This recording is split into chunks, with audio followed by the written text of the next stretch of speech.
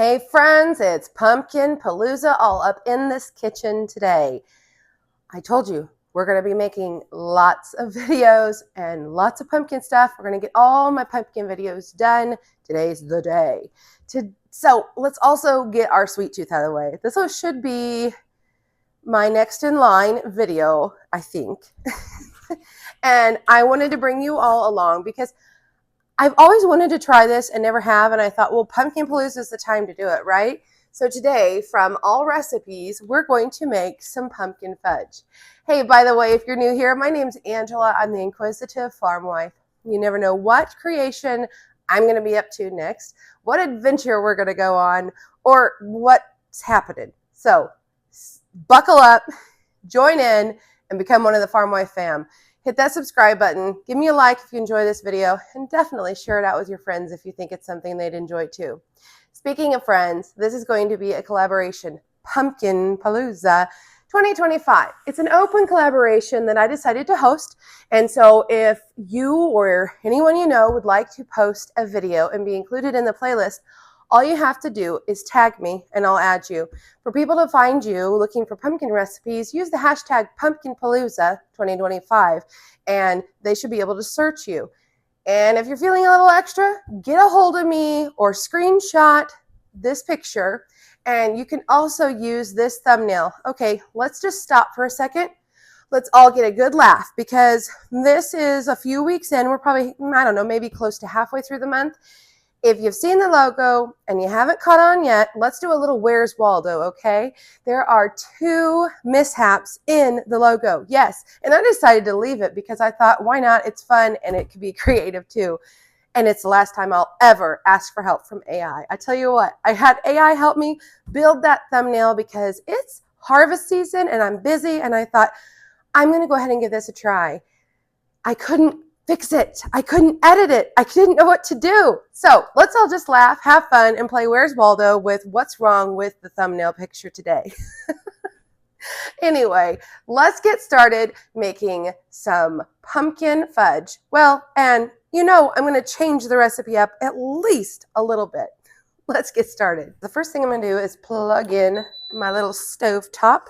I just love this thing. It's been a real workhorse today, hasn't it? First thing I need to do, first they want me to line my pan. So I'm going to make a double batch today. If you're making a single batch, just use an 8x8 pan, and they want you to line it with foil. I'm not so trusting with foil. I'm not a foil fan. I think foil sticks. So I'm going to go ahead and I'm going to line this up. This is, I have no idea. This must be like a 9x13. I don't know what this is. But I'm going to use this, and I'm going to use my parchment sheets that I use for baking bread. I always have good luck with it not sticking, and so I'm going to do that. I don't think I'll even have to spray it. So we're going to take our chances, and we're going to do this. Step 1, check. Step 2, combine your sugar and your milk in a 3-quart saucepan. Okay, so obviously I got myself something a little bit bigger because we're going to double this. Or we need 5 cups of sugar. 1, 2, 3, 4, okay, 5. And we also need milk. And the recipe we're calling for today uses the evaporated kind. So I got to shake it really, really well. And I can't find my little key thing, you know, to poke it on each side. I don't know. I feel like I've used this before and done it. So we'll do that again. But I have this little, I think they call it a key, that works really well. There we go. See if we can't get that to work. So you need 3/4 of a cup of evaporated milk. So since we're doubling, I'm going to use 1.5 cups, and the liquid measurements go in this way. So let's go ahead and pour this in. Oh, I hope I have enough. I thought I might. Oops, mess. Oh, we're going to make it. We did it. It's right at 1.5 cups. Perfect. Let's clean up our mess.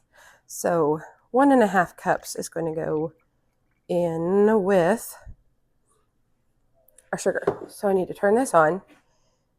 And I'm going to turn that temperature down because I know I don't want that scorching and burning. So I've got this whisk. It says to use, well, it does say to use a wooden spoon. All right, I'll go get one. Okay, got my wooden spoon. And I know from making fudge before and caramels and things like that, you just got to really watch because milk and sugar, they scorch. So not too high, not too fast.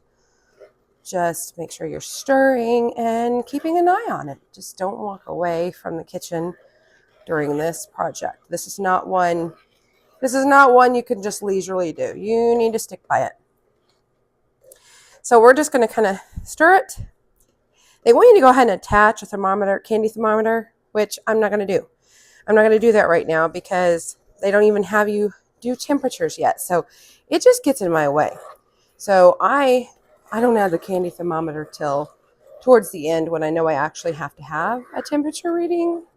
That way I can stir and get in all the corners and all the bits and not worry about it. That's my little trick to you to not be annoyed. So basically we're going to bring this mixture to a boil and then we'll mix in our pumpkin puree and our cinnamon, bring it back to a boil. Okay, so it's several steps of that. So let's go ahead and put this off to the side. We're right here. We're going to keep stirring it on occasion. We're going to keep an eye on it. And rather than waste time, let's go ahead and measure out our pumpkin. So I'm going to grab my old-fashioned can opener here. We're going to open up this pumpkin. And it calls for 3/4 of a cup. Oh, no. Is it going to die on me? It calls for 3/4 of a cup of pumpkin. So again, we're going to double. That's 1.5 cups. I know there was a place it didn't go. We'll see. We'll see if it'll open enough to be able to get to it. No. No. I hope it'll play nice for me. There, I think I heard it. There. It's old, and so this kind of is stripped out, and it doesn't always want to play nice. But look, we got it open enough. So I'm going to take this. Oh, there's a little bit more milk. Get that in there. And I thought I had a... Oh, I need a paper towel. Oh, my paper towel holder was empty. So let's go ahead, and I've grabbed some paper towel just to help me with messes. Because if you flip this over, you can use this other side. And we need... Well, I'm going to wait and push it down in a little bit, but we need the 1.5 cups of pumpkin. So, and I feel like for this particular recipe, if you're not super particular when you make your own homemade pumpkin, you might want to use the canned stuff because the water level in this is going to make a huge difference when you go to make your fudge. It's kind of important. Okay, don't forget, we got to stir our sugar and milk. We don't want this scorching. So keeping an eye. Okay, so now I'm going to get down in here and see in the red it tells me, so I've got to go, let's see, pull this all the way to the 1 1/2. So there it is. So we'll go ahead and this will probably use the majority of this can. It's going to be really close anyway.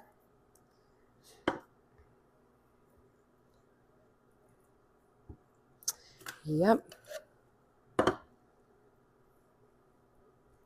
Ah. All right. So there's my, tap it in there, make sure I got it, 1.5 cups. And I have just a little bit left. And what I'm going to do is I can sneak this into another meal. So here's my pumpkin. Okay, we've got it measured and set aside and ready for us.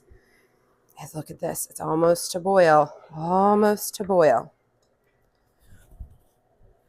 And of course, we're going to also mix in our cinnamon And so I'm going to go ahead and get that ready. Except, wait, I'm not using cinnamon. Nope. Pumpkin pie spice.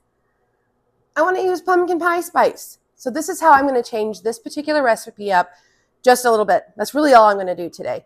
I'm going to use pumpkin pie spice instead of cinnamon because I like all the spices that are in here. And if you're not familiar with what that is, it's cinnamon, ginger, nutmeg, and allspice. And I just like all those flavorings. So we're going to use some of this. And the recipe calls for 1 teaspoon, which if we double that, that's 2 teaspoons. So I need to get this out.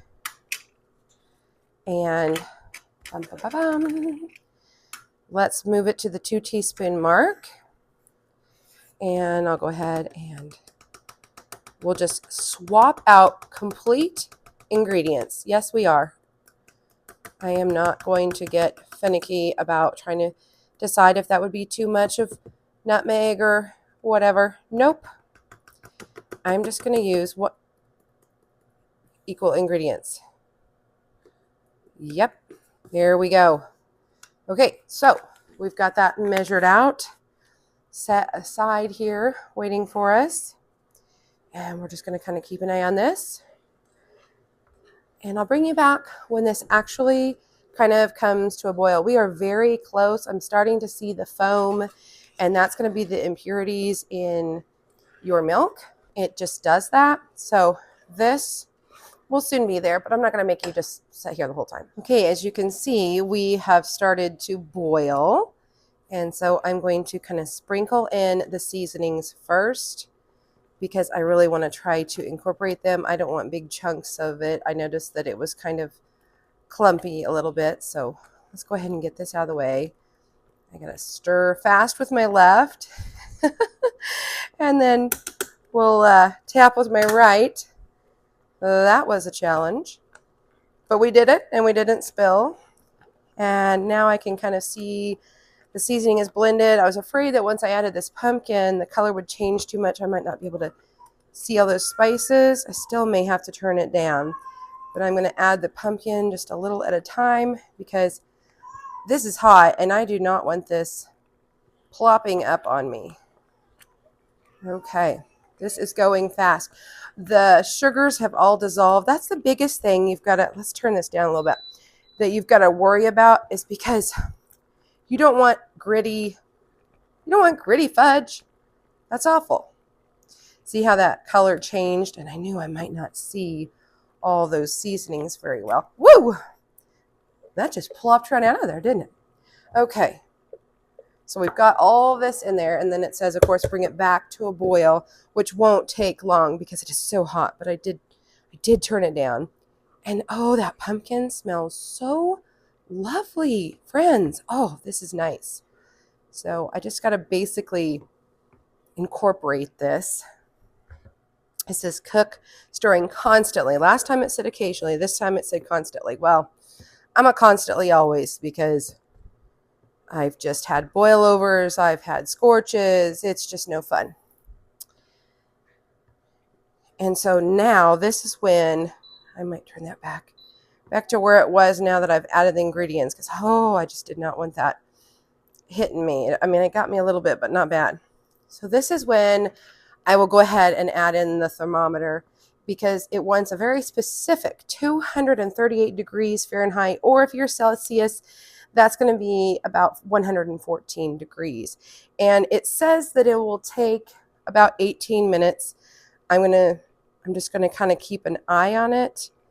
Mine actually says, okay, 230. Oh, this only goes to 220. Okay, so I am going to have to call in for help and see if they will go get my candy thermometer, because I used to have a glass one up here, but I kind of got scared of having those, and so I do not. Okay, I'm calling in for reinforcements. Okay, crisis averted. The candy thermometer is in here. We are getting close. We're at 218, so we're close. A few more degrees. And I did turn it down again. My son came over and saved me and said, "Ooh, this is a pretty furious boil or something like that. And yes, it is. So as tempting as it is to turn it really up, really high, to try to make it happen faster, don't do that. It'll happen. It's still boiling pretty fast, so I am going to try to turn it down a little bit more. If you go still for just a little bit, usually the temperature changes, but it's not. Boy, be careful though. That is hot, and it hurts. It hurts. So, and it'll make a little mess. You might even turn it down just a little bit more. Ooh. So when we reach the 238 degrees, I'll come back, because this is just going to keep doing what it's doing right now. Okay, we had reached 238 degrees. So I'm going to shut this off. Okay, and then I've got a hot pad over here that I'm going to move this to, because it's supposed to set for like 5 minutes, and I've got a huge mess here to clean up, but this needs to cool for, about 5 minutes, and then we'll be back for the next step. Okay, so our directions say to put the chocolate chips in a bowl and then pour this on top of a bowl. But I don't really want to dirty another dish, so I don't see the point in it. And so for a single recipe, you need 1 cup of chocolate chips. So I'm hoping we've got 2 cups here. I didn't measure it out before I started. Okay, so there's 1 minus what I dropped. Oops. I think we're going to be right at 2 cups. Oh, yep, there we go.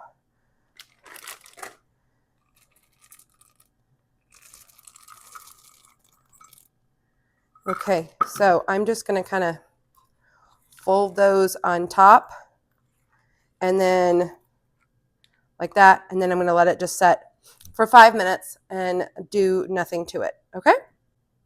Oh, I cannot believe the camera was not on. So I'm going to tell you what I did.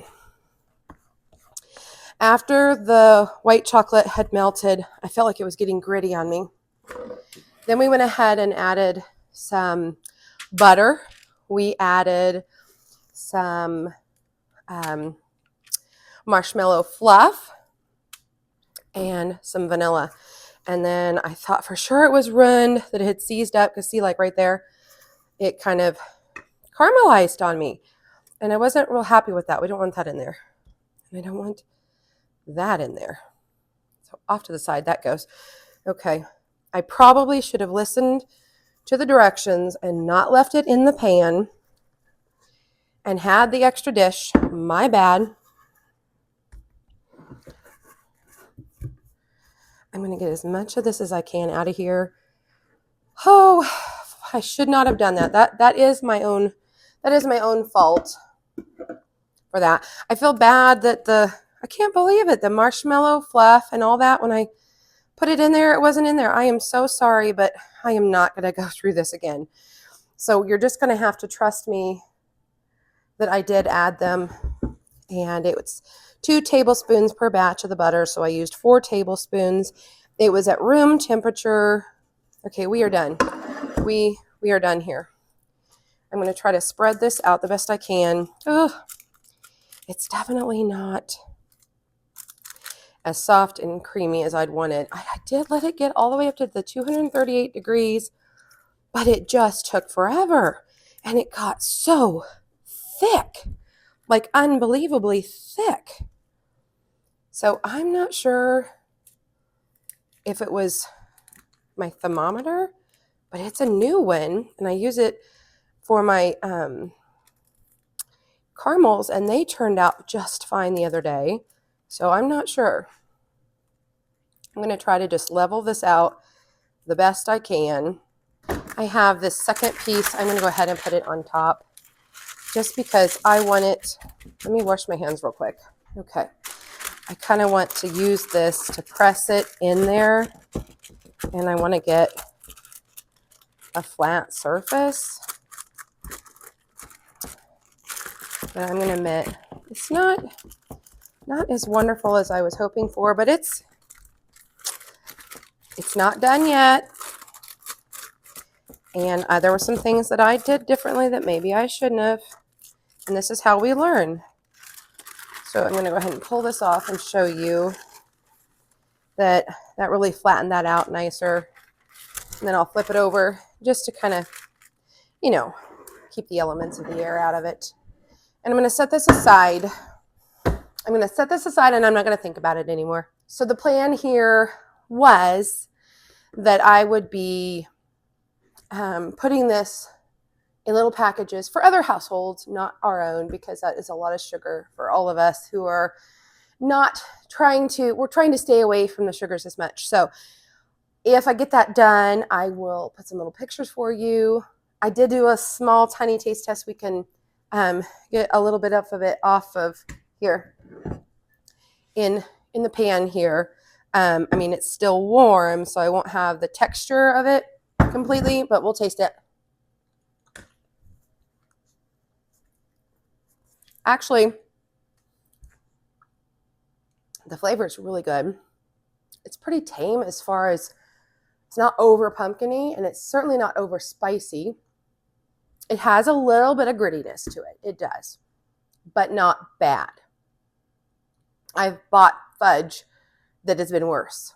That's for sure. Takeaways. The pumpkin gets really thick.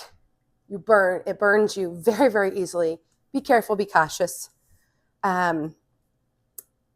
Watch your thermometer, compare it to other things if you can, to see if you're getting accurate temperature. Maybe err on the side of a little less. Put it in the bowl. Put the chocolate chips in the bowl, pour that on top of it. I think that was my problem, was leaving it in the pan. I think that I should not have done that, so don't do that. And I think you'll actually end up really liking this. After I cut them into little squares, I will probably lay them out, drizzle them with some, I have just a little bit of that white chocolate left. I could put some of that white chocolate with some coconut oil to kind of thin it out a little bit.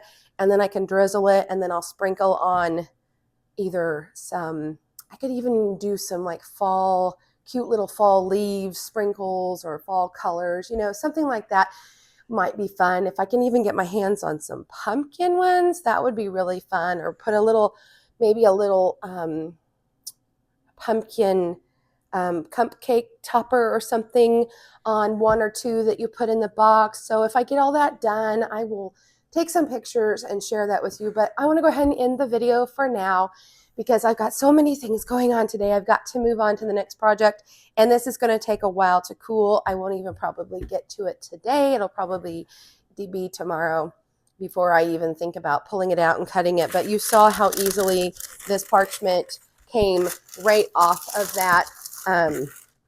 And so I really don't think I'll have any problems with it in the pan. Actually, I'm going to put this back down on it. I was going to leave it over it, but because I know I'm not going to get to it today, I'm going to kind of get that seal in there and kind of seal that in and see if that won't keep it fresher. And so that way I can get to it tomorrow, because today is busy with other projects. We'll see you next time right here on The Inquisitive Farm Wife. Bye for now.